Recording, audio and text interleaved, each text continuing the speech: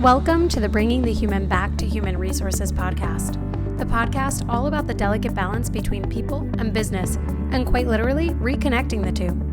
My name is Traci Rubin, and I've spent nearly my entire professional career in HR. Join me as I share stories, opinions, and words of advice with you each week. Welcome back to the podcast, everybody. Does my voice sound better? Thank you for allowing me to give you a 12-minute episode last week because my voice was unwell, so I needed that break. I appreciate your understanding, and it looks like there are a ton of new people listening, so it's not every day that I just decide I need some vocal rest when I'm putting out an episode, but welcome to the HR Traci family, bringing the human back to human resources.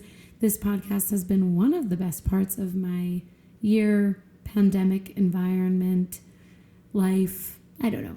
Anyway, for those of you who follow me on LinkedIn, before I even get into this week's episode, I just wanted to make a formal announcement because I have not shared this on Instagram yet, but I have to figure out a way to share it from a social media perspective. But I was asked to be a speaker and panelist at the Hacking HR 2022 Global Online Conference. So I'm so excited. It's from March 7th through the 12th. I'm going to put a link to register. It's all free and completely online. So if you don't click the link to register, you are missing out. I have listened to a few of the conference materials from 2021 when they had speakers and panelists for this past year, and it's really a really amazing group of people. I mean, there are literally, I think, over 600 speakers who have already confirmed participation. So obviously, I am a small fish in a big sea, but I'm just really, really excited to have been invited to be a speaker, to be a panelist, and I hope that I can count on you to be there and to support. Maybe we'll make some shirts. Is that like a thing? Do people make shirts for conferences? I don't know. I feel like there's always a good reason to make a shirt. Anyway, before I get into the episode, just remember to hit the follow button, hit the like button, subscribe, wherever you're listening to this, whether it's YouTube, Spotify, iTunes. Make sure that you are subscribed and following me, and you can hit the little notification bell on all of those platforms to make sure that you're notified when a new episode is released, which you can always count on it to be released every Tuesday. So let's jump into it. I told you last week that for this week's episode, I was going to post polls on my Instagram, which I did. I'm glad I remembered. I reminded myself through my calendar. Wonderful thing. And it was all about ghosting. I have to say, this might have to turn into a relationship podcast because I actually got a lot of DMs and messages about ghosting in relationships. So maybe I'll leave like a little section at the end of this podcast to talk about my feelings on ghosting in relationships, and just tell you some personal stories around that. I don't know. We'll see. But as blessed as I am to, have not had too many ghosting experiences in the professional world, the personal world, ghosting definitely happens in the dating scene. Although I've been out of the dating scene for 5 years, it is a thing, it's a thing. So I was enamored with the relationship ones because I was like, oh, maybe I should reply and, give them my advice. And I think I will. Like, I haven't replied to anyone yet because I just wanted to kind of gather everything before I responded. But reading the responses was really awesome, especially the ones about the relationships. Very cute, not so fun, but one day you'll look back on it and you'll appreciate all of the trials and tribulations that led you to the hopefully really great relationship that you end up in. Anyway, back to HR. Really the point of my polls was to talk about ghosting and the interview process, which really is like dating. Interviewing, it is like a dating process. It can be brutal. You can meet with amazing people. You can meet with terrible people. You could, be ghosted, not ghosted. So I got some really, really amazing data.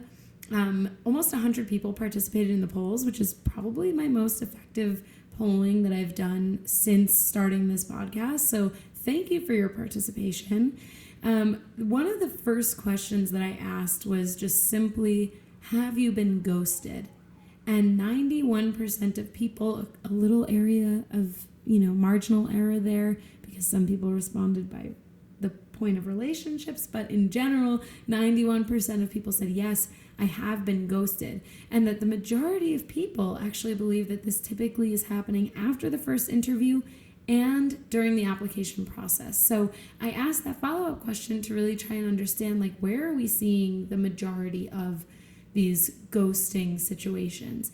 In my experience, I've been ghosted more often by recruiters or employers after I've submitted my application and or sometimes both and or after like a final interview, which to me, a final interview is much more egregious. If you're ghosting someone after a final interview, you're like guaranteed not to have that candidate come back or even want to stay in touch. They might tell you, yeah, keep me, in mind for future opportunities, but they probably don't mean it, because I definitely don't mean it when I say that. And I say it because you don't want to burn a bridge, but in reality, it's like, why should I keep you in my network if you didn't even have the decency to tell me that you went with someone else? Just let a girl know, So I totally agree with this data point.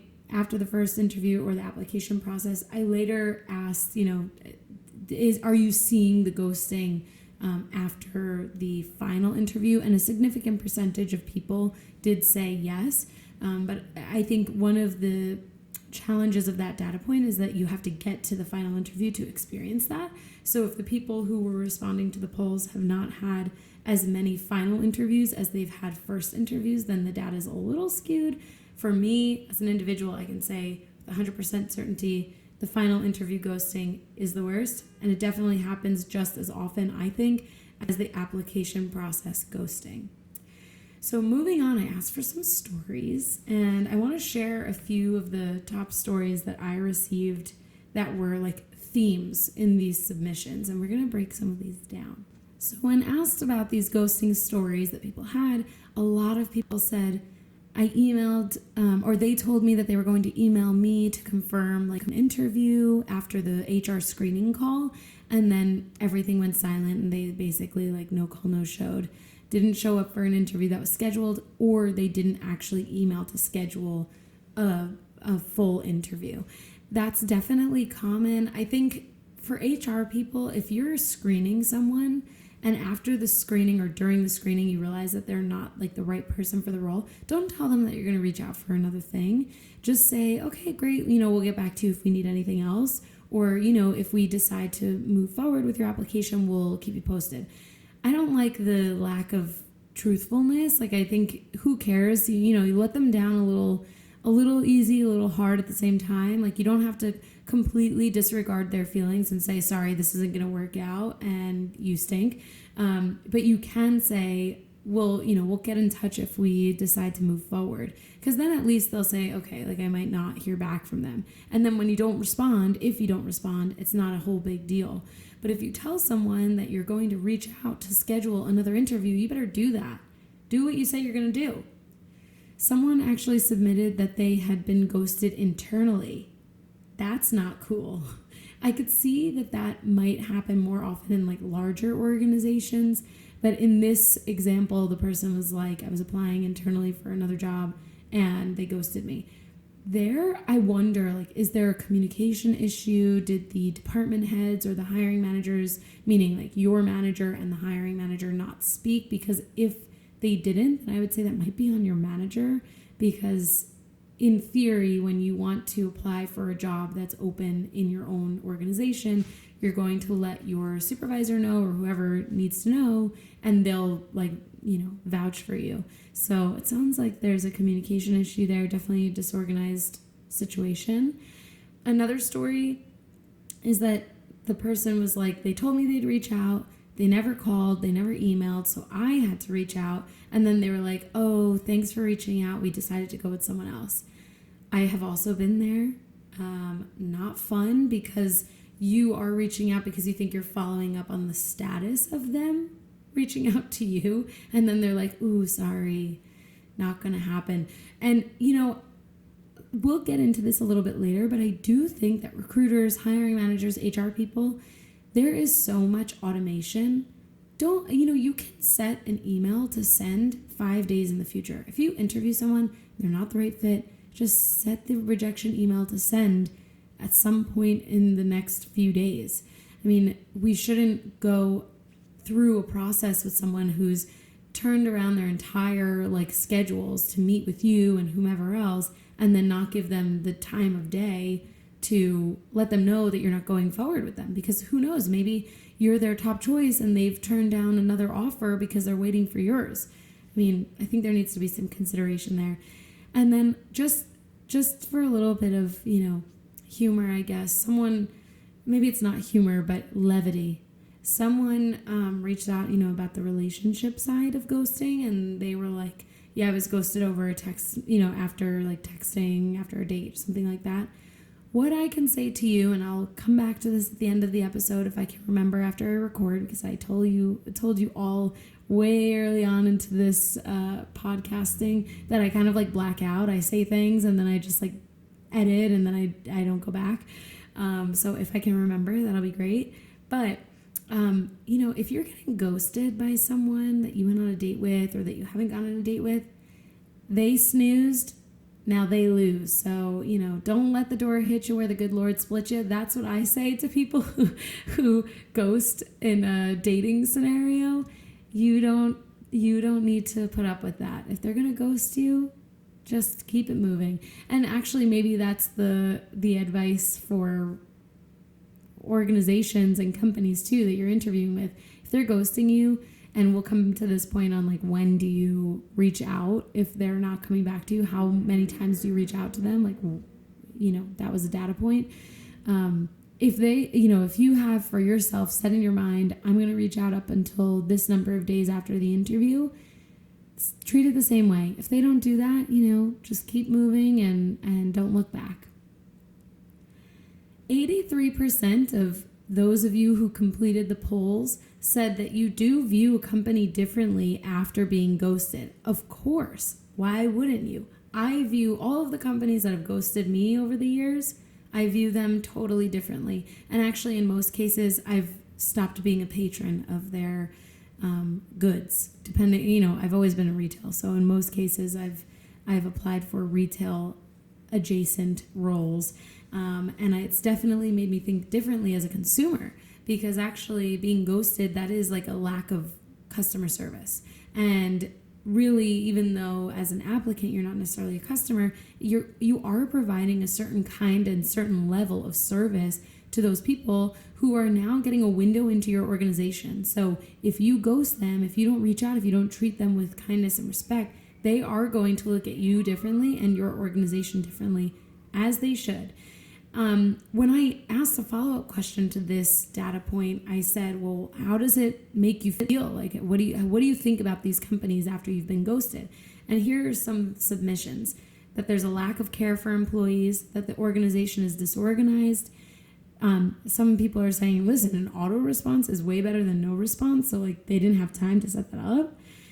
There's a lack of respect, poor communication, unprofessionalism. Someone said, why work somewhere that clearly doesn't care about how much time and effort it took for me to apply and put in that effort to interview, for example?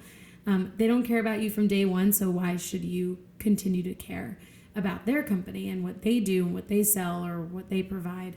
And I totally agree with all of these points. They were really good submissions. I think this is, if you're an HR person who is in a position, or maybe you're not in HR, but if you're in a position of interviewing or hiring people, you should really think about this. Think about these words. Every action or lack of action that you send or commit to with another person on the outside, you are representing your company in those actions or lack of actions. So if you're not reaching out, if you're ghosting, or if you are, interviewing in a way that's disrespectful, if you're rude, if you're hard to reach, all of those things have an impact and provide the candidate with a perception of what your organization is like. So if you want the perception to be positive, good, a window into the culture, which hopefully is good, then you should be treating your candidates in that same way. Otherwise, I mean, listen, I can tell you, every time I've been ghosted, at least 5 of my friends and family members knew about it. So that means that 5 more people are looking at your company sideways. So, and with a side eye, as they say. So I definitely think that we all in positions that, call for hiring or interviewing, we all have an opportunity to really improve service standards here. When I asked all of you, like, how long do you wait until you reach out? I kind of mentioned this just a few moments ago. The majority of you said like 1 to 3 weeks. Some of you said, I reach out twice and then I keep it moving. And then someone actually said 2 months. And the person that said 2 months was talking about a relationship, I think. If you are waiting 2 months, don't wait. If you went on a date with someone and you're waiting 2 months for them to reply to you, or you're reaching out 2 months later, red flag. Red flag. Notice the red flags and move away. Run. You see a red flag, run in the other direction. I'm going to respond to you because I don't want you, the person who wrote this in 2 months, I don't want you to get stuck waiting on someone who does not deserve your time for 2 months. And same for these companies, right? I mean, if you are reaching, the most I've reached out is over 3 weeks. 3 weeks is really my max, but I only have done that because the role was one that I was like, ooh, I really would love this role and I really would love this company. But I reached out 3 times over the span of 3 weeks, and then they were like, we went with someone else. Like, you couldn't have told me that 2 weeks ago. But those things, I mean, I definitely expected that, right? Like 3 weeks, like if you have someone that you're ready to go with, you're not waiting 3 weeks. So I expected that answer, but 3 weeks is really the max. I probably wouldn't go more than 2 unless it's really like that kind of role that you're very, very, very interested in, and you know, maybe there are vacations you're aware of or something like that. But that was the most common answer was 1 to 3 weeks. I think 1 week is a little short to move on. And I say this because, if you are in applying for a position that is in a large organization that gets a high volume of applications, you might be selling yourself a little short because it can take a lot of time to go through candidates, especially to go through top candidates, especially in the higher level positions, because you have to go through interviews with higher level people who might take a long time to give some availability. And so I think that the normal interview process takes between 2 and 4 weeks, which is like a significant amount of time. But to give 1 week of, I'm gonna follow up for 1 week and that's it, I think it might be a little short. But I also totally get it, because if you are not willing to wait around, then you shouldn't. Like, I get that. 2 weeks to me feels like a happy medium. I asked you also, like, can ghosting be avoided? And I asked this because I think it's interesting to hear from an applicant's standpoint what they think could avoid the ghosting moment. And so here are some of the responses. I don't think it can be avoided because you can't control an organization's behavior, but what we can do is ask about next steps and in the interview process itself. And this came up a few other times actually, where people submitted saying we should just specifically say and ask, what are the next steps? So in their mind, they know you're expecting some sort of outreach. I think it's a great strategy. Someone said apply to a lot of jobs to increase your chances. Yes and no. If you apply to a ton of jobs without any thought at all, and you get a ton of opportunities to interview, then you're forced to figure out, okay, which ones do you actually care about? And then you might be interviewing for roles that you don't really care about, and therefore your impression with the interviewer might not be that great. And as you know, I always say this, every impression, every opportunity to build a relationship counts. So I would not just go ahead all willy-nilly applying to jobs. I think you should still be strategic in the jobs you apply for. I know there are a lot of job influencers out there and career influencers on TikTok and things like that. That life was not made for me, but they keep trackers and they put when they reached out, when they applied, when they heard back, if they heard back. I don't have that kind of time. So if you have that kind of time, that sounds like a great strategy. If you don't have that kind of time to track every application, outside, like in an Excel spreadsheet, for example, outside of LinkedIn or Indeed, because it saves the jobs that you apply to. If you didn't know that, you can see that. Then I would say make sure you're just applying to the jobs that you really find interesting or the companies that you really like. Then at least your approach is more targeted. People view this differently though, so more power to you if you just want to apply to 1,000 jobs and see how many interviews you can get. Also, I guess that depends on the situation you're in. If you're employed, you're probably going to be more picky. If you're unemployed, then you're probably going to send out as many applications as you can. So there's that. I also received a response that ghosting is not necessarily a reflection of the candidate. And this, I think, is actually really, really important. I've mentioned it on here before that recruiting processes are most often automated at this point. There are applicant tracking systems that use artificial intelligence and machine learning and all of these things, all these tech, gadgets and gizmos. And when you get ghosted, it's not necessarily something about you, but rather the way in which the system is automated and processed and has processed your application. And so this is all to say that, being ghosted is not necessarily a personal thing, especially if you've only applied. If you've been through every single interview with like every single person in the organization, I can totally understand why you would take that more personally and be, maybe have some more emotions around it. But if you've just applied or had a screening call, it's not personal, and it's probably something related to the system not being built out or the person not using the system in the way that it should be used in the most efficient or effective way. I know for example, I've never ghosted anyone that's interviewed, but I know after going through our system, for example, that people who had interviewed candidates didn't ever send a rejection email, even though they thought they did. Like it said rejected, but they never sent an email. And so that's a human error moment where they intended to let the person know, but because they didn't use the system correctly, they never did. So I hope that gives you a little bit of peace of mind if you have been on the receiving end of a ghosted situation, that it's not necessarily personal. It's not necessarily about you. Keep doing you, stay confident. It will all work out and be okay. Someone also suggested a really, really good suggestion, which is to send a thank you email after the interview. I highly, highly, highly underscore bold, highlight, italics, recommend this. I always send a thank you email. I don't always receive thank you emails. The thank you emails that I receive stand out in my mind because they are so few and far between. So if you are sending a thank you email, you might be part of the minority, and actually you'll stand out in a way that's positive and that sheds light on the type of candidate and potential employee that you are. It literally takes 5 seconds. Create a template for yourself and send it off, like either at the end of the day or the next day after the interview. I wouldn't send it right after, because then it's like, did you even think about the interview at all? Did you reflect? I always do like a solid 8 to 24 hours later. That's my window of time. Highly, highly recommend this. Thank you for sending in that submission. It actually is a great way of avoiding the ghosting. Although it can still be inevitable, it's a great way to keep your name at the top of the recruiter's list.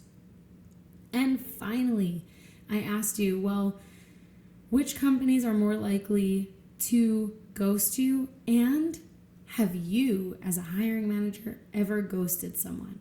So 82% of you said large companies are more likely to ghost a candidate compared to a small or medium-sized company. I agree. Again, I think this comes down to volume of applications and the resources tied to it.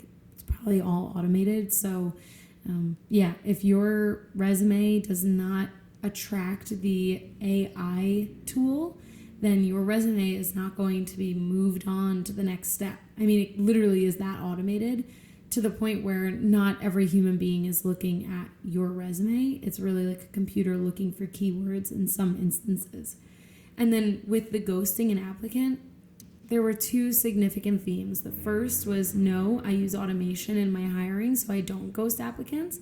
And then the second was, actually, sometimes I do, because I realize it can be hard to prioritize with limited resources. And I think generally this happens with recruiters. This is what the person's saying. So it's not meant to happen, but it does happen because of limited resources and really figuring out how to prioritize. Here's my response to that person who actually messaged me and was like, I needed to expand on what I submitted.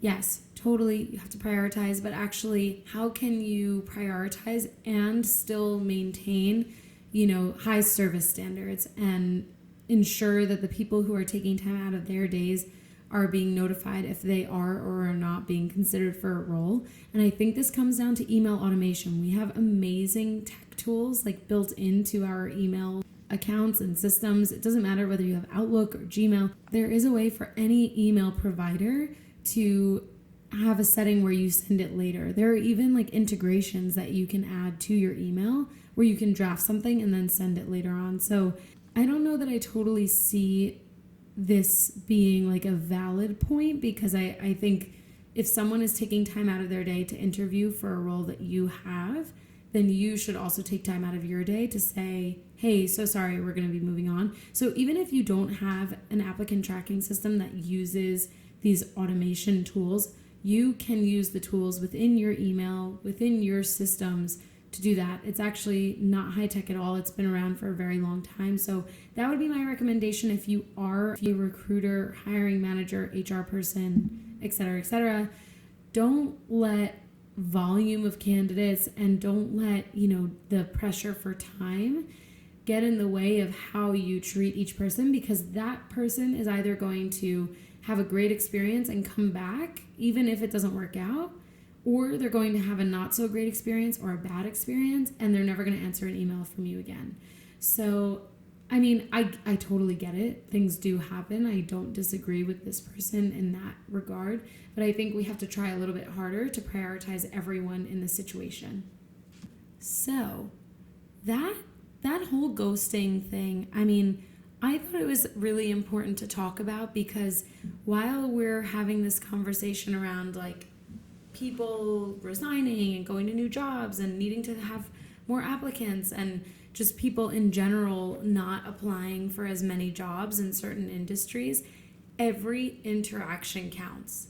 Literally every single interaction. I do. So if you appreciate that someone is taking 5 to 30 to 60 minutes out of their day to reach out to you, to apply for a job, to write a cover letter, to email you about their interest and passion in your role in your company, take that seriously, because we're dealing with, as hiring managers, as HR people, we are dealing with, I can't believe I'm going to say it, unprecedented times where we have the highest number of job openings that the U.S. has ever seen, at least since the Labor Department has started recording these statistics, which is already, they've been doing this for 21 years. So the highest number of open jobs in 21 years, okay? Every open job that has an applicant needs to be treated like the only applicant. And if you're in a larger organization, make sure that your automation tools are set up to provide the best experience possible. If you're in a small or medium-sized company, block out time every week. Maybe it's at the end of the week, maybe it's the start of the week, to go through the people you've met from the previous week and email them and let them know the status of their application. Set up templates. You never have to recreate or reinvent the wheel. I literally try very hard to never do something twice. Like if I write an email for something, I'm saving it so that I can use it again, or I'm finding it so I can copy and paste it. Don't reinvent the wheel. Just make your life easier in the short run by having those templates ready to go, and in the long run by maintaining a strong, service standard for how we're treating applicants. So that's that on ghosting. Don't ghost, and if you are ghosted, don't take it personally. Just keep moving and apply for the next best thing. But I wanted to come to this relationship thing. Am I like a new relationship advisor? I don't think so, but I can be. I'm here for it. I want to come back to these people who responded with the relationship ghosting. I am sure that it is a hard world out there to be dating amidst a pandemic, 2020, I couldn't even imagine what dating was like, but I was totally here for my friends who were dating over like FaceTime and Zoom. I think it's so adorable, and it's a great way to see someone's level of interest, because if they're taking the time to Zoom with you and they've never met you before, I mean, they're interested. They're captivated by your conversation. Even though I'm getting married in 55, well, when this episode comes out, it'll be 54 days. Who's counting? 54 days from being a married woman. I did date, obviously, before I was engaged, before I dated my now fiance, and I was for sure ghosted. I never ghosted anyone because I'm just a direct person, and I've told people that, hey, this is not going to work out, or, you know, I decided to go with someone else, like whatever that might look like.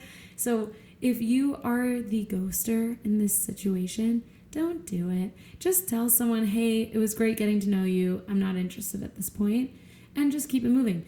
If you've been ghosted by someone, dating, in a relationship, that hurts. I get it. I've been there.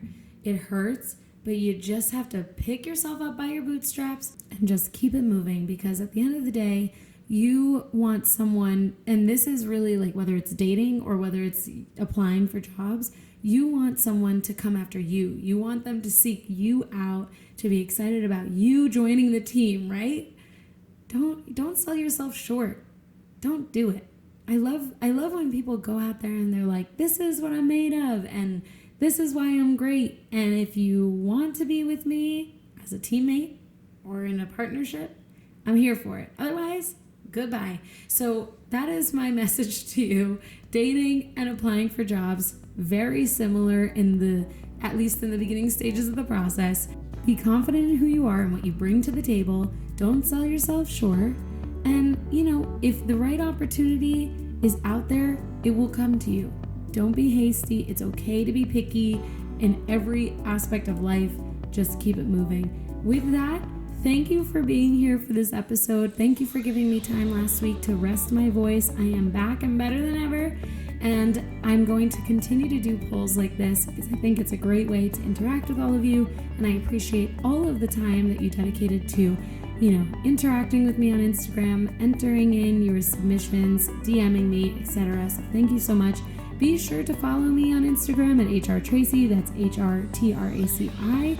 And be sure to also register for the Hacking HR Global Conference, which is in March of 2022, where I'm a speaker and panelist. I would love to have you there.